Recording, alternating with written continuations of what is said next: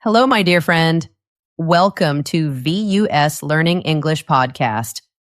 My name is Anna, and I am so happy you are here with me today. Today, we have a very special episode. It is a topic that is close to my heart. We will talk about feeling shy. We will talk about feeling worried in social situations. This is often called social anxiety. Maybe you feel this way sometimes. Maybe your heart beats fast when you meet new people. Maybe you feel nervous when you have to talk. If so, this episode is for you. It is a guide to help you feel more calm. It is a guide to help you feel more confident. I want to share some gentle steps. These steps can help you overcome these feelings. They helped me a lot in my own life. And I believe they can help you too. Thank you so much for joining me. Your time is a gift. I am grateful you are sharing it with me. If you enjoy our time together, please think about subscribing to our channel. Or you can give this episode a like. When you do this, you help our podcast grow. It helps other English learners around the world find us. And I would love to know where you are listening from. Are you in your home? Are you on a walk? Maybe you are in Thailand or India or Egypt or Ethiopia. Let me know in the comments. It makes me so happy to see where our friends are. Okay, are you ready? Let's begin our journey together. For a long time in my life, I was very, very scared of social situations. I was scared of being with other people. My hands would get sweaty. My heart would beat very fast. I would do anything to avoid attention. I did not want people to look at me. I was a shy person. I was an anxious person. I was an introvert. I believed something was wrong with me. I thought I was broken. I thought I could not be fixed. But then I found something wonderful. I discovered 6 powerful steps. These steps were like a map. They did not just help me with my fear. They changed my life completely. They helped me become a socially confident person. Now, I truly love connecting with people. I love talking to people. I love sharing stories. And in this episode, I want to share this map with you. I will tell you the exact process I used. It is the real true story. I want to share it so that you can use it too. You can also find this confidence inside you. For many years, I felt like I was in a prison. But this prison was made by my own mind. If someone invited me to a party, I felt terrified. It felt like a very bad thing. If I had to give a presentation at work, it was like a bad dream. Even small, simple things were very hard. Things like talking to a cashier at a store or talking in a group of my friends. These simple things made me feel panic. A wave of fear would go through my body. Inside my head, there was a voice. This voice was my inner critic. It was always talking. It was always negative. The voice would say, "Don't say that. You will sound stupid." It would say, "Everyone is looking at you. They are judging you." It would say, "You are different. You do not belong here." So I became very good at avoiding things. I was a master of avoidance. I would walk a longer way to go home. This was to avoid seeing someone I knew. I would look at my phone in public. This was to avoid looking at people's eyes. I made my life very safe. But my life was also very small. And it was very, very lonely. I would look at other people. They seemed so comfortable with others. They could talk and laugh so easily. It looked like they had a special power, a superpower. And I thought to myself, I can never be like that. I thought I was just different. I thought my shyness was a part of me. I thought it could never change. But a small part of me did not want to believe that. There was a small voice inside. It was a quiet but strong voice. This voice said, "There must be another way." That small voice took me on a long journey. I tried many things. Sometimes I failed.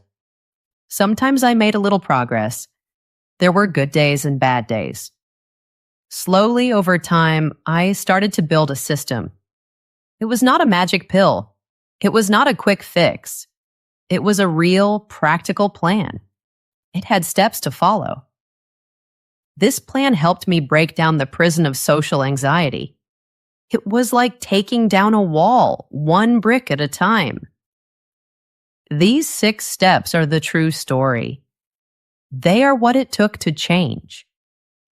I went from a person who feared people to a person who gets energy from people. And I want to share these 6 steps with you now. But first, let's understand some words. People sometimes mix up 3 words. The words are shyness, introversion, and social anxiety. But they are different things. Let me explain simply. Introversion is about your energy. It is a personality trait. It is not a bad thing. Introverts get their energy back when they are alone. Being in a quiet space makes them feel good. Extroverts are the opposite. They get their energy back when they are with other people. So being an introvert is not a disorder, it is just how you are made. Now, what is shyness? Shyness is a feeling. It is feeling awkward or nervous in new situations, like at a new school or a new job. And what is social anxiety disorder? This is a medical condition. It is a very strong and constant fear. It is the fear of being watched by others.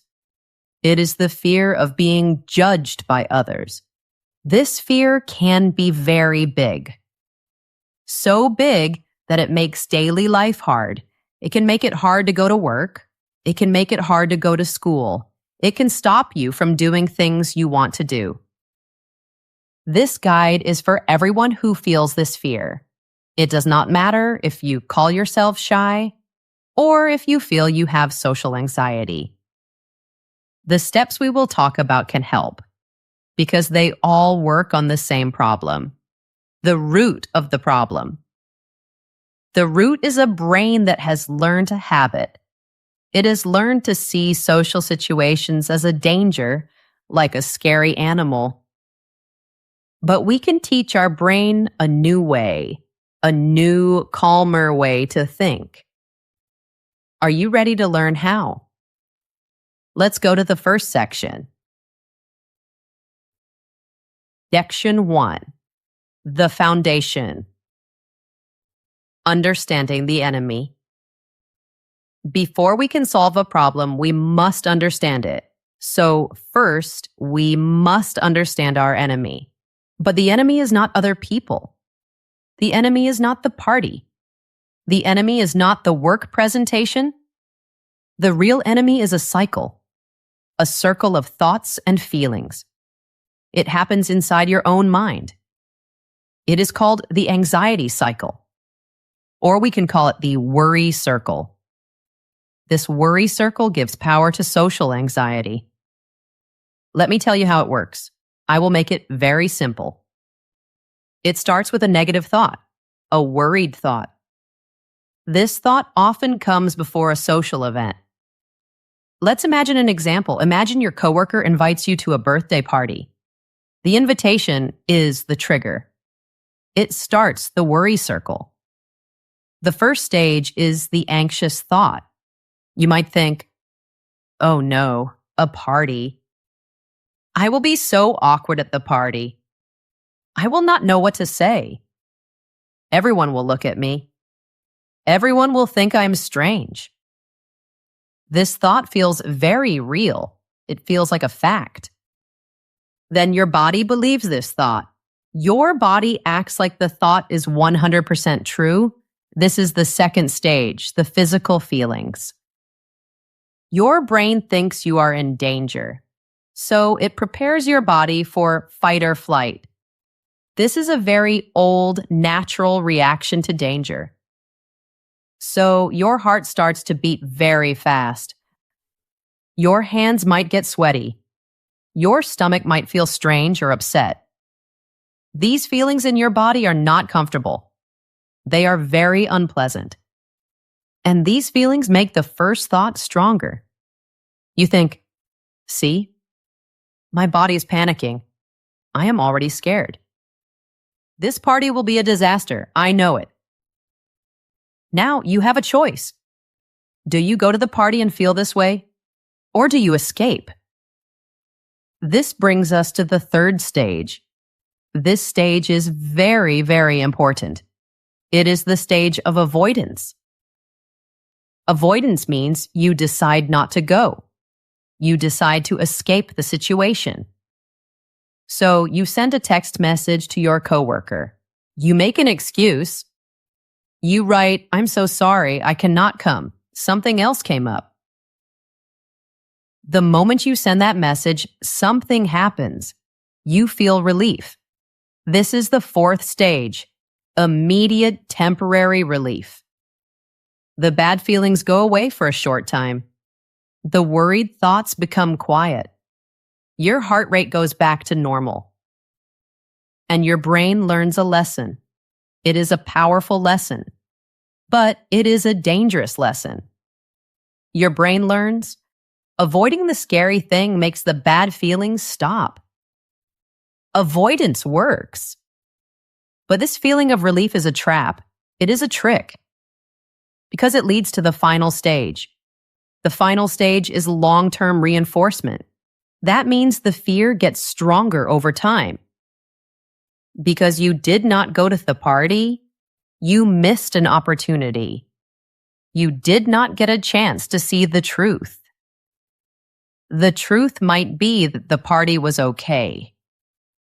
Maybe you would have had a nice conversation. Maybe you would have felt a little awkward, but nobody noticed. Or maybe they did not care.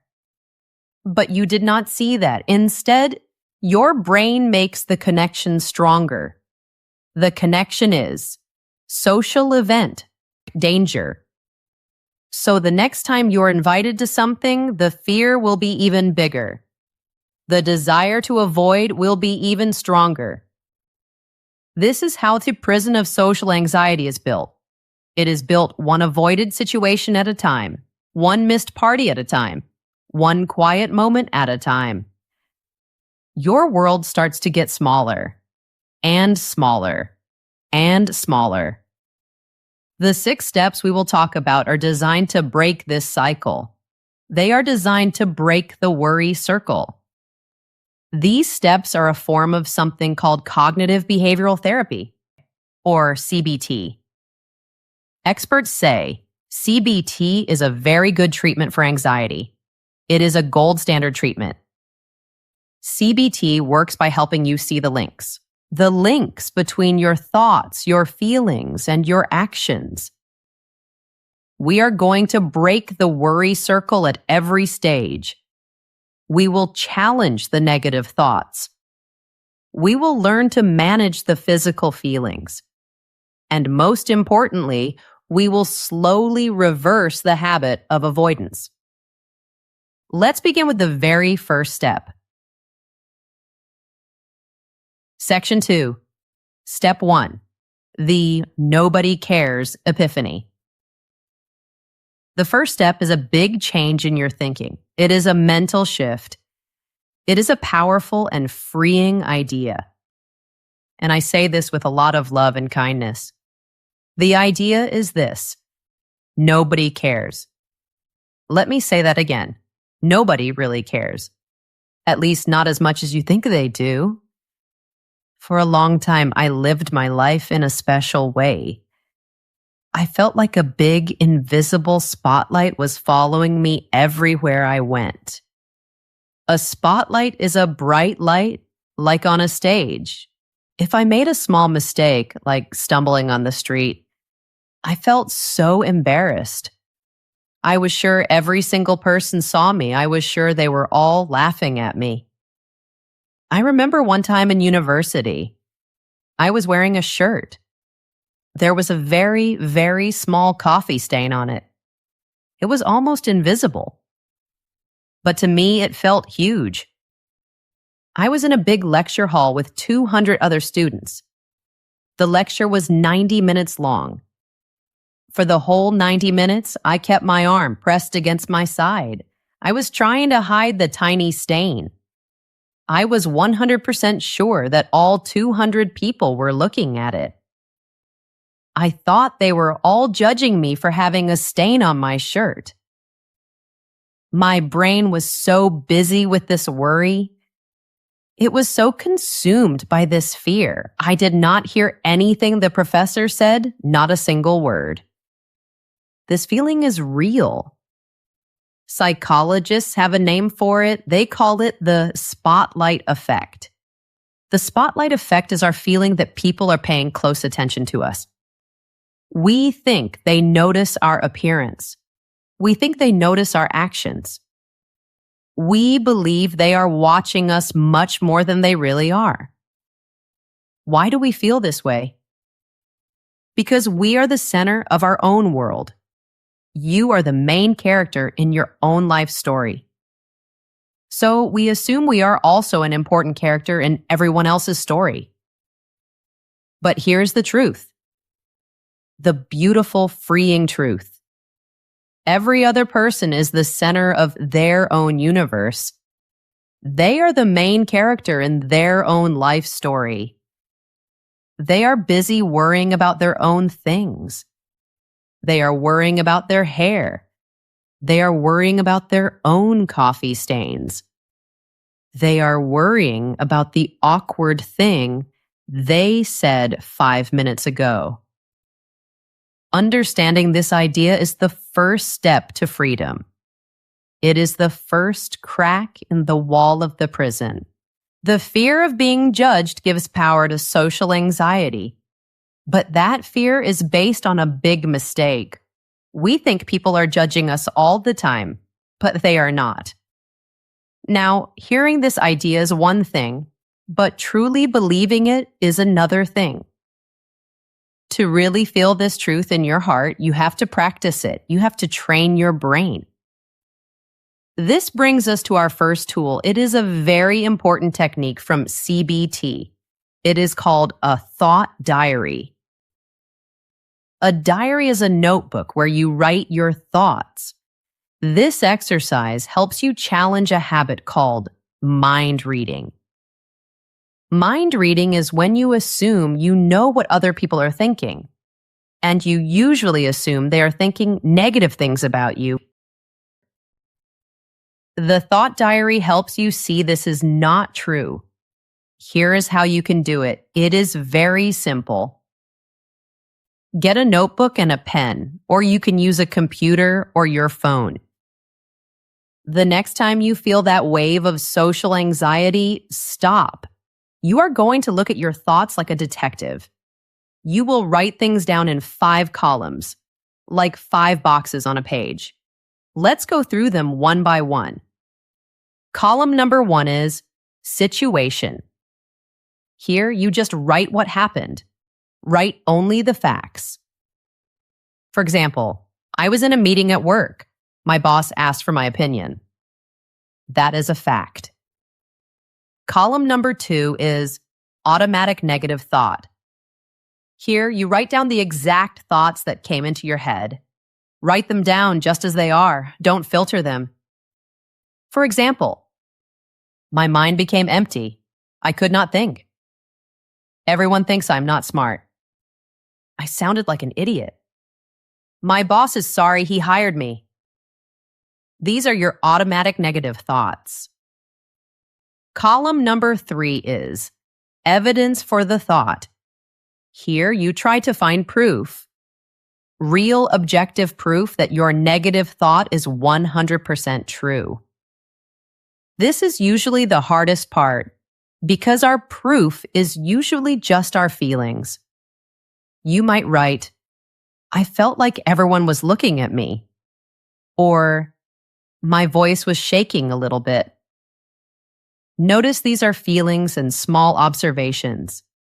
They are not hard facts that prove you are an idiot. Column number 4 is evidence against the thought. Now you become your own lawyer. You become your own best friend. You actively look for facts that prove your negative thought is wrong. You search for evidence that contradicts the bad thought. For example, you could write, nobody actually said I sounded like an idiot. My boss was nodding his head when I was talking. My coworker Sarah asked me a question about my idea. This means she was listening. I have given good ideas in other meetings before. How often do I really remember every single thing another person says in a meeting? You are looking for a different story, a more balanced story. This leads to the last column. Column number 5 is balanced, realistic thought. Based on all your evidence, for and against, you write a new thought, a new statement. This new thought does not need to be super positive. It just needs to be realistic and fair. For example, I felt anxious when my boss asked me to speak, and my voice did shake a little. However, I was able to share my idea. There is no real hard evidence that anyone thought I was not smart. It is more likely that my coworkers were just focused on the meeting. They probably have already forgotten about it and moved on. Doing this exercise over and over is like taking your brain to the gym. You are making your mind stronger. At first, the negative thoughts will feel very strong. They will feel very convincing. But if you keep practicing, you train your brain. You teach your brain to question its own scary stories. You start to see that your fears are often just stories. They are not facts. You begin to turn down the volume of your inner critic, and you start to break the illusion of the spotlight. You are not on a stage. You are just a person living your life just like everyone else. Section 3. Step 2. Building an armor of rejection-proof resilience. Okay, my friend, let's talk about our second step. If the fear of being judged is the fuel for social anxiety, then the fear of rejection is the engine. It is what makes the anxiety go. Rejection means someone does not accept you or does not like you. It is a very deep, very old fear. We are social animals. We want to belong to a group. So the fear of being pushed away is very powerful. This fear stops us from doing many things. It stops us from asking someone on a date. It stops us from sharing a new idea we have. It stops us from joining a new club or group. This fear tells us a story. The story is, it is safer not to try. If you don't try, you can't be rejected. So step 2 is all about changing our relationship with rejection. We need to learn to be okay with it. I used to think every social interaction was a test, a very important performance. If I told a joke and no one laughed, I felt terrible. I saw it as a huge failure. If I asked someone a question and they gave a short answer, I felt hurt. I thought it was proof of my biggest fear, the fear that I was not a likable person. I remember one time I was at a party, I saw a group of people talking and laughing. I wanted to join their conversation. I stood nearby for a long time.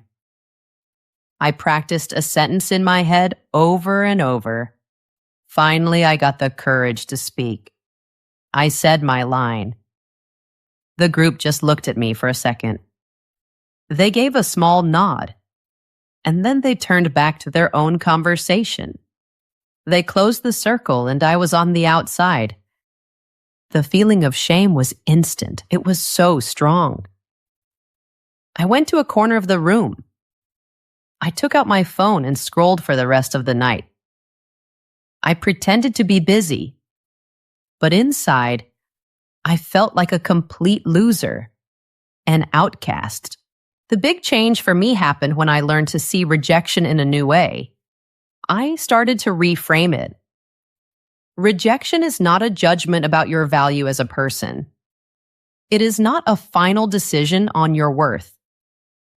Rejection is usually just about connection, or a lack of connection. It is about compatibility. Think about it. Do you like every single person you meet? Of course not. Some people you connect with and some you don't. Not everyone is going to like you. Not every conversation will be amazing. And that is completely 100% okay. When someone rejects you, it is rarely about a flaw in you. It is often just a sign that you two are not a good match. It is just information. It is data. It is not an indictment of your soul. To build this armor against the fear of rejection, we need to practice. We need to feel rejection and see that we survive. This brings us to our next CBT tool. It is called a behavioral experiment. This means you test your fears in the real world. This is a part of something called exposure therapy. Exposure therapy is a very powerful way to reduce anxiety. You slowly expose yourself to the thing you fear, and you show your brain that it is not as dangerous as it thinks. So your mission for this step is to collect rejections. Yes, you heard me right. Your goal is to get rejected on purpose. The goal is not to succeed. The goal is simply to do the scary thing. The goal is to see that you are okay after. This process makes you less sensitive to the fear. It is called desensitization. You start to learn that rejection might sting for a moment. It might feel a little uncomfortable. But it does not kill you. It does not break you. Life goes on. Here is how you can start. We will use something called a fear hierarchy. A hierarchy is a list from easiest to hardest. We start with very small, low-risk experiments. Level 1, the easiest level, go to a coffee shop. Ask the barista for a recommendation. Ask them, which is better, the latte or the cappuccino? Whatever they say, you choose the other one. If they say, the latte is great, you say, okay, I will have the cappuccino, please. This is a tiny, tiny rejection of their opinion. They will not care at all. Level 2, a little harder. Go into an expensive store, a fancy store. You have no plan to buy anything. Find an expensive item. Ask the salesperson, how much does this cost?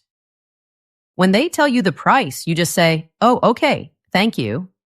And then you walk out of the store. Level 3, ask a stranger for directions. Ask for directions to a place you already know how to find. For example, ask, excuse me, can you tell me where the post office is? They will tell you, and you will say thank you and walk away. Level 4, give a simple, honest compliment to a stranger. Say something like, I really like your jacket. Or, that is a beautiful color on you. The goal is not to start a big conversation. The goal is just to say the nice thing and then continue walking. Their reaction does not matter. You did the brave thing. Level 5. Find a small group of people who are chatting, maybe in a park or a public square. Just stand near them for 30 seconds. Don't try to join the conversation, just be near them. Then calmly walk away. What do you think you will find when you do these things? You will discover that, nothing really happens.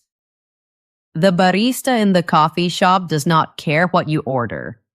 The salesperson in the fancy store forgets you in 10 seconds. Most people are happy to give directions. You are collecting real-world proof. Proof that rejection or a neutral reaction is a small thing. It is a minor and forgettable event. As you feel more comfortable with these small steps, you can try bigger things. You can raise the stakes a little. You could join a club like Toastmasters. This is a group where people practice public speaking. It is a very safe and supportive place to practice. Or you could try to make small talk with the person behind you in the grocery store line. The most important thing is your mindset. See it as a game. You are a scientist. You are collecting data about the world. Every time you face your fear, you get stronger. Every time you survive a small rejection, your resilience grows. Your armor gets thicker. And the engine of social anxiety, the fear of rejection, starts to lose its power. It starts to sputter and stop. Section 4, Step 3, Rewiring your brain with positive self-talk. Our thoughts have great power. The things we tell ourselves create our reality. If you have lived with social anxiety for a long time, your mind probably has a habit of negative self-talk. Self-talk is the voice inside your head. It is your inner monologue. Maybe your self-talk says things like, I am so awkward. I am boring. No one wants to talk to me. I am not good enough. You might not even notice this voice anymore. It might be quiet and automatic. But this inner voice is always shaping your feelings. It is shaping your actions. Step 3 is about taking control of this voice. It is about rewriting the program in your mind. We will intentionally write new positive code. For so many years, my brain was my biggest enemy. It was my own worst critic. Before I even left my house to go somewhere, the negativity would start. My brain would say, "You look bad in that shirt. You are going to say something stupid tonight. You will make a fool of yourself." This was an automatic habit. It was deeply learned. My brain had created strong paths, like roads. These paths connected social situations with feeling bad about myself. The big change for me started when I learned something amazing about the brain. Our brains can change. You can consciously create new paths, new roads in your brain. Scientists call this neuroplasticity. Neuro means brain. Plasticity means it can be shaped. Your brain has the ability to change itself. It can reorganize based on your thoughts and your experiences. And one of the best ways to do this is with positive affirmations. An affirmation is a positive statement that you repeat to yourself. I know what you might be thinking. You might think this sounds silly or cheesy. I thought so too at first. But there is real science behind it. When you repeat positive statements about yourself with feeling, you activate parts of your brain that are related to self-worth. You are literally physically training your brain. You are teaching it to see yourself in a more positive way. I was not sure it would work, but I was ready to try anything. So I made a commitment. Every morning when I woke up, and every night before I went to sleep, I would repeat a list of affirmations. I tried to really feel the words. I didn't just say them, I tried to believe them. I would say things like, I am confident and calm. I am worthy of love and connection.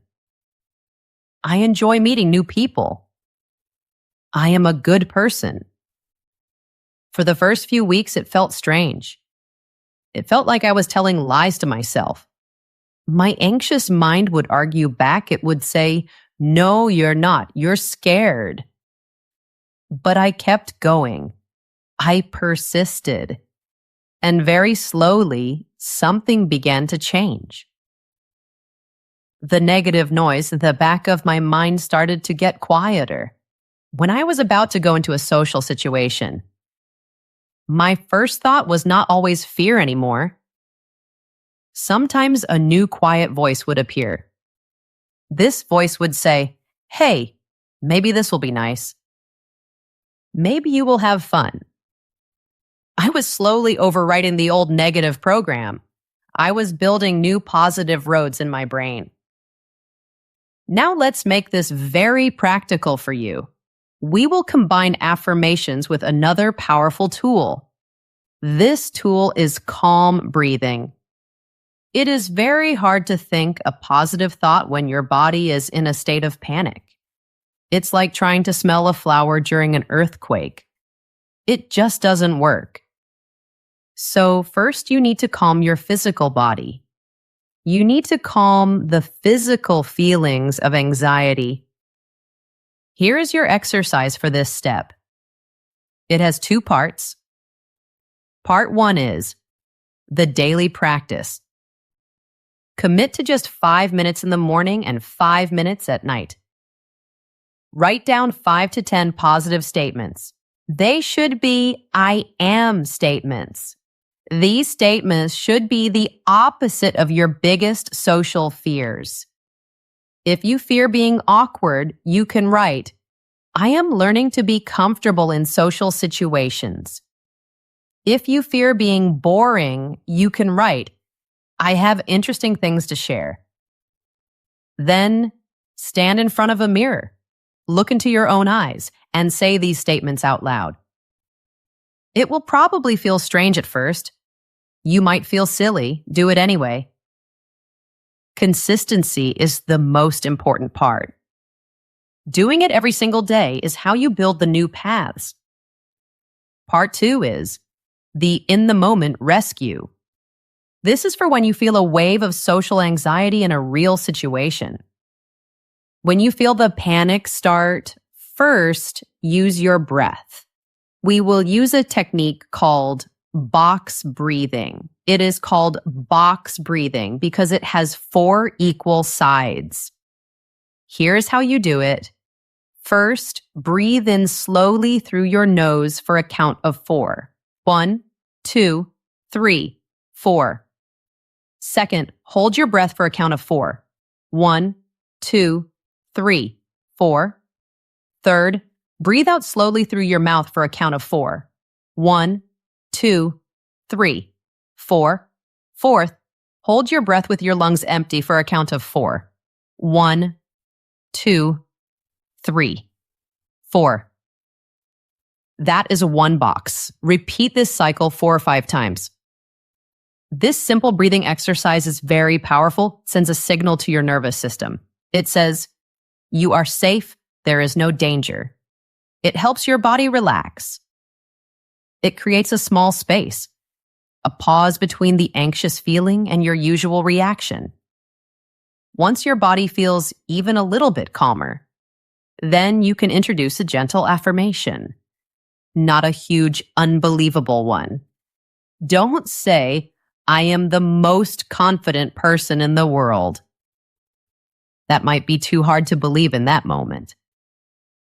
Choose a kind and compassionate statement. Something like, it is okay that I feel anxious. I can handle this feeling. Or, I am safe right now. This feeling will pass. You are being kind to yourself. You are soothing your nervous system with your breath and your words. You are stopping the worry circle before it gets too strong. Section 5. Step 4. The underrated power of radical self-love. This next step is so important. It might sound a little bit soft or abstract, but it is the foundation for all the other steps. It is the practice of radical self-love. Radical means complete and total. Self-love means being kind and caring toward yourself. For most of my life, I was very hard on myself. I was my own worst critic. I thought that being hard on myself was the way to improve. I thought criticizing myself would make me better. But for someone with social anxiety, being hard on yourself is like pouring gasoline on a fire. It makes the anxiety much, much worse. The reason is simple. If you do not like yourself, if you're always criticizing yourself, then you will always be looking for approval from other people. You will need other people to like you to feel okay about yourself. Your feeling of self-worth will depend on the outside world. Every time you talk to someone, it becomes a test. You're thinking, do they like me? Do they approve of me? Am I good enough for them? When every conversation feels like a test of your value, it is no surprise that social situations are terrifying. The stakes feel so high. Radical self-love is about changing this. It is about bringing the source of your good feelings back inside yourself. It is the decision to give yourself approval. It is the choice to treat yourself with the same kindness you would give to a good friend. When you truly like and accept yourself, the pressure of social situations goes down. It goes way, way down. You no longer need everyone to like you because you like you. If other people like you, that is nice. It's a bonus, but it is not a desperate need for your survival. My journey with this step began when I started asking myself a simple question. Every day, in different situations, I would ask, what would someone who loves themselves do right now? For example, would someone who loves themselves stay inside all weekend in a dark room? No, probably not. They would probably go outside and get some fresh air and sunshine. Would someone who loves themselves eat unhealthy junk food for every meal? No. They would probably choose to eat food that nourishes their body and gives them energy. Would someone who loves themselves keep thinking about a mistake they made last week? No. They would practice self-compassion. They would forgive themselves and try to learn from the mistake. You see, self-love is not just a feeling. It is a series of choices. It is a series of actions. You build self-love with small, consistent actions. Every small act of self-care is a message to your brain. The message is, I am worthy of care. I am valuable. It is about creating a life that you feel good in, a life you don't want to escape from. This idea is supported by research. Scientists have studied something called self-compassion. Self-compassion means being kind to yourself when you suffer or fail. Research shows that self-compassion is a powerful medicine against self-criticism, and self-criticism is a big part of social anxiety. So here is your practical exercise for this step. It is called the self-love schedule. For 1 week, I want you to schedule appointments with yourself. These are non-negotiable appointments. That means you must do them. They are as important as a doctor's appointment. The only goal of these appointments is to do something kind for yourself, an act of self-love. The act can be very small. What matters most is that you do it consistently. Here is an example schedule for 1 week. You can change it to fit your own life. Monday, go for a 20-minute walk. Leave your phone at home. Just walk and pay attention to the world around you. Notice the trees, the sky, the sounds. Tuesday, cook a healthy and delicious meal for yourself, even if you are eating alone. Put care and attention into it. Enjoy the food. Wednesday, clean and organize one small space in your home, a space that has been making you feel a little stressed. Maybe a messy drawer, or your computer desktop, or your car. Creating order on the outside can help you feel calm on the inside. Thursday, spend 30 minutes doing a hobby. Something you truly love, but you feel you never have time for. Maybe it is drawing, or playing an instrument, or reading a book. Friday, write a compassionate letter to yourself. Think about a recent time you struggled or made a mistake. Write a letter to yourself about it. Write it as if you are writing to a dear friend who is hurting. Offer yourself understanding, kindness, and encouragement. Saturday, practice setting a boundary. A boundary is a limit you set to protect yourself. Say no to something you do not want to do. You can do it politely, but you do not need to give a long excuse or apology. Just, no, thank you, I can't do that. Sunday, plan your week ahead. This is an act of love for your future self. Lay out your clothes for the next day. Pack your bag for work or the gym. Make a simple to-do list for the week.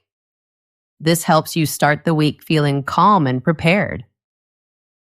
Each one of these small actions is like a vote. It is a vote for your own self-worth. As you build this foundation of love and approval from within, you will find that your fear of what others think begins to fade away. You become your own anchor. You become your own safe place. Section 6. Step 5. Forging confidence through physical discipline. This step is about connecting your mind and your body. The physical and the psychological are deeply connected. I'm going to talk about 2 things that changed my life. They were very powerful for me. The first one is going to the gym and lifting weights. This is often called resistance training. The second one is a personal choice I made about discipline. It involves taking a break from easy sources of pleasure. We can call it a dopamine detox. Let's talk about the gym first. For many years, I thought exercise was just a chore, something I had to do. I did not understand how powerful it is for mental health. Then I started a regular program of resistance training. I learned to lift heavy weights, things like squats and deadlifts and bench presses. And everything started to change. Yes, my body got stronger. That was nice. But the changes in my mind were even bigger. They were more profound. First, let's talk about what happens in your brain when you exercise. Scientists have shown that exercise reduces the symptoms of anxiety. Both cardio exercise, like running, and resistance exercise, like lifting weights. Exercise releases special chemicals in your brain called endorphins. Endorphins make you feel good. They are like natural painkillers. Exercise also helps your brain use other chemicals like serotonin better. Serotonin helps you feel happy and calm.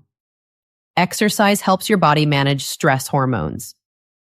One big study, a meta-analysis, looked at many different experiments. It found that resistance exercise significantly helps people with anxiety feel better. It is like a natural anti-anxiety medicine with no bad side effects. Second, the gym is a wonderful place to build mental strength, psychological resilience. Every time you go to the gym, you have a choice. When a set of exercises gets hard, you can stop or you can push through. Every time you finish a difficult set, or you add a little more weight to the bar, you are giving yourself real proof. Undeniable proof that you are capable. Proof that you are strong. You are teaching your body and your mind a lesson. The lesson is, I can handle difficult things. I can do hard things and come out stronger. This feeling of strength and confidence starts to spread. It bleeds into every other part of your life. You start to feel more capable at work, in conversations, everywhere. Some research suggests these mental benefits come from the act of training itself, the discipline, the consistency. It's not just about getting bigger muscles, it's about showing up for yourself again and again. Now let's talk about the second part, the idea of a dopamine detox. Dopamine is another chemical in your brain. It is related to motivation and pleasure.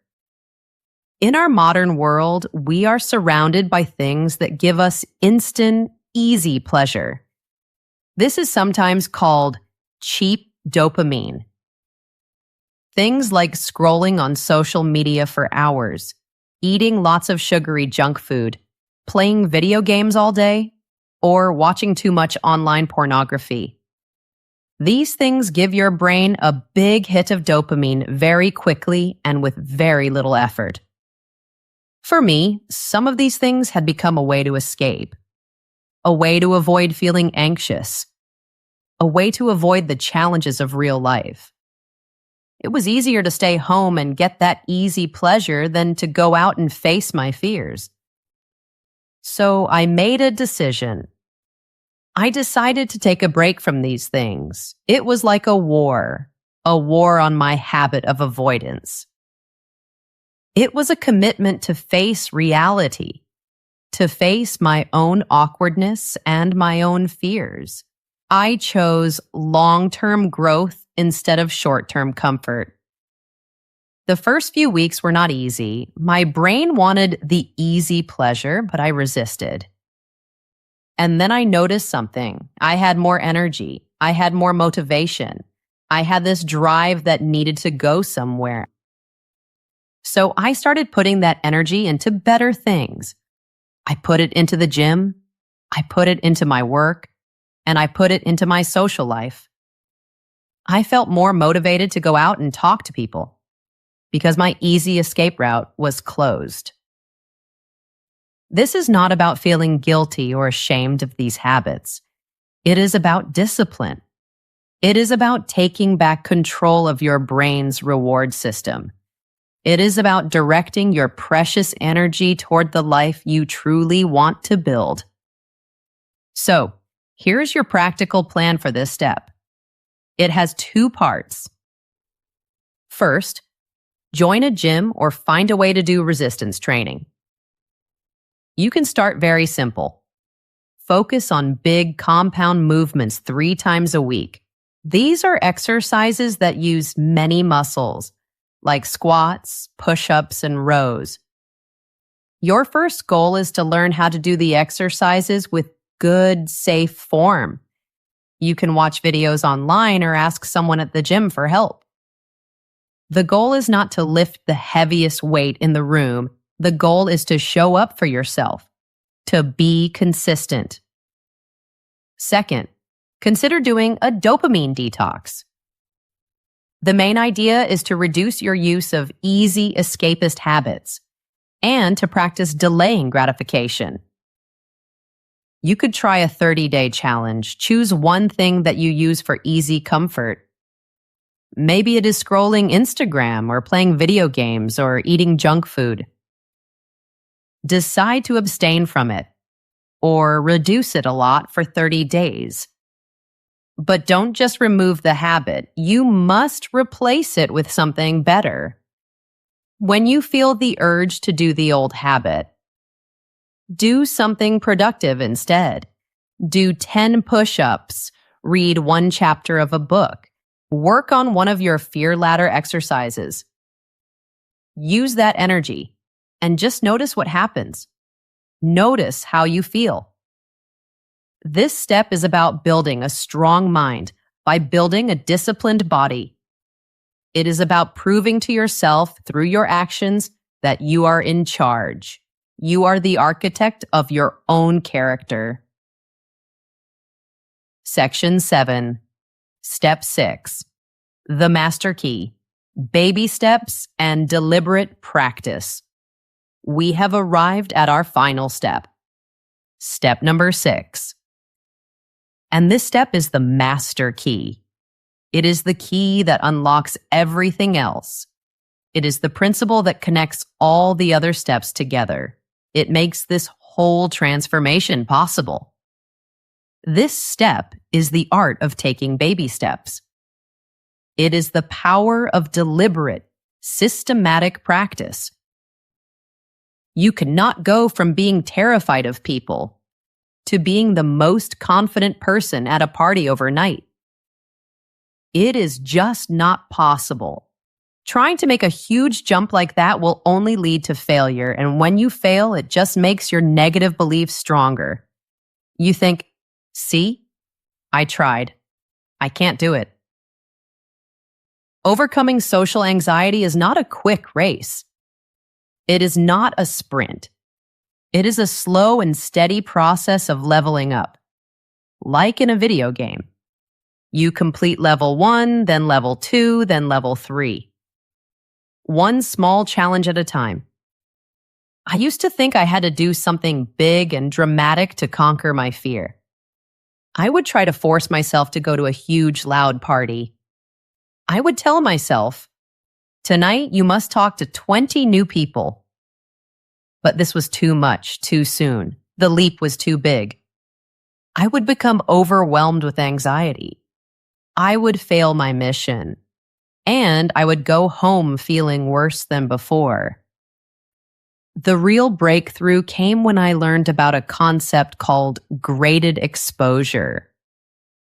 Graded means step by step. Exposure means facing your fears. This is the most important part of anxiety treatment, and the idea is very simple and very beautiful. You make a list of all the situations that make you feel anxious. Then you rank them. You put them in order from the least scary to the most scary. Then you start with the easiest one, the one at the very bottom of the list. You practice that easy one again and again. You do it until your anxiety about it goes down. Only then, when you feel comfortable with that step, do you move to the next level. This is how you slowly teach your nervous system that it is safe. This is how you build real, lasting confidence that nobody can take away from you. This process changes everything. It takes this big, scary monster called social anxiety, and it turns it into a clear, step-by-step plan, like a roadmap. Your job is not to fight the final boss today. Your job is just to complete level 1. That's it. Here's exactly how you can build and use your own fear ladder. This will be your personal roadmap to social confidence. Step 1. Create your fear ladder. Get a piece of paper and a pen. At the very top of the page, write down your ultimate goal. Be specific. For example, your goal might be, I want to go to a social event, start a conversation with a new person, and feel mostly relaxed while doing it. Now think about that goal. On a scale from 0 to 100, how much anxiety does it give you right now? 0 is no anxiety at all. 100 is extreme panic. Maybe that goal feels like a 90 out of 100 right now. That is okay. Just write down the number. Now brainstorm a list of 10 to 15 smaller situations. Situations that are related to your goal. Some should be easy, some medium, and some hard. Write down anything that gives you even a little bit of anxiety. Step 2. Rank your fears. Next to each situation on your list, write its anxiety rating from 0 to 100. Be honest with yourself. Now rewrite your entire list, but this time, put the situations in order. Start with the lowest number at the bottom and end with the highest number at the top. This is your fear ladder. This is just an example. Your ladder will be unique to you. Step 3. Climb the ladder. Your mission is to start at the bottom. Start at level 1. For the next week, your only job is to practice that one small action. Do it as many times as you can. Make eye contact with every cashier. Now, here is the most important rule of exposure therapy. This is the golden rule. You must stay in the situation long enough for your anxiety to go down. When you first do the scary thing, your anxiety will go up. That is normal. That is expected. Your heart might beat faster. Do not run away. Do not flee. If you leave the situation when your anxiety is very high, you teach your brain that the situation was truly dangerous. You reinforce the fear. But if you stay, if you just breathe and wait, your nervous system will eventually realize there is no real threat. The tiger is not coming. And your anxiety will naturally start to decrease. It always does. A good rule to follow is to wait until your anxiety level drops by about half. If it goes up to a 60, wait until it comes down to a 30 before you leave. Once you can do a level on your ladder and you only feel mild anxiety, you have mastered that level. Celebrate this victory. It is a huge accomplishment. You have rewired your brain a little bit. Then and only then do you move up to the next level on your ladder. This process is so powerful because it is built on success. You are building your confidence with real wins. You are not just hoping to be confident. You are actively building the skill of confidence. You are building it through practice. This is the path. This is how you walk out of the prison of fear, one small, brave baby step at a time. So there you have it, my friend. These are the 6 steps. The 6 steps that took me from being scared of people to feeling confident and happy when I connect with them. Let's gently review them one more time. First, we had the nobody cares epiphany. We used a thought diary to challenge the idea that everyone is judging us. Second, we started building rejection-proof resilience. We learned to see rejection as just information, not as a judgment of our worth. We practiced this with small, low-risk experiments. Third, we began rewiring our brains with positive affirmations and calm breathing. We started writing a new, kinder story for ourselves. Fourth, we laid the foundation of radical self-love. We started making small, consistent choices to care for ourselves, building our self-worth from the inside. Fifth, we forged confidence through physical discipline. We used exercise to strengthen our minds and bodies and practiced delaying gratification.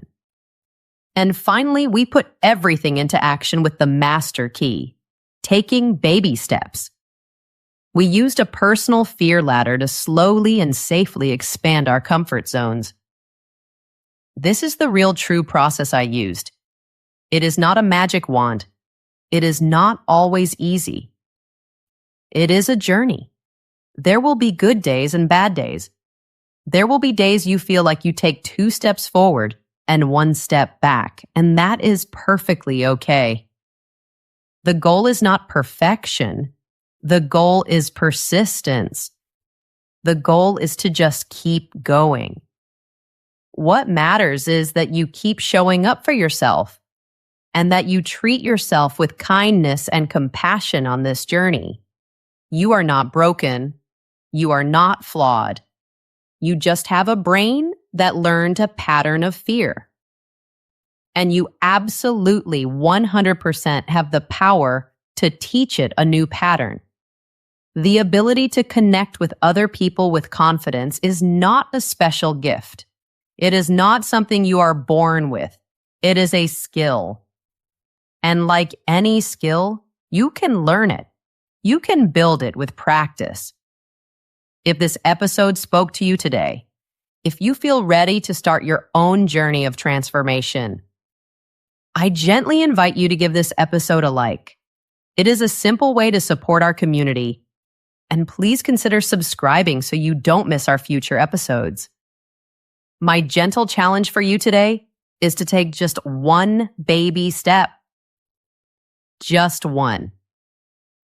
Maybe your first step is to get a notebook and write down your fear ladder.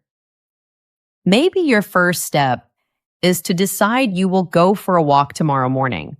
Maybe it is just looking at yourself in the mirror and trying to say one kind thing.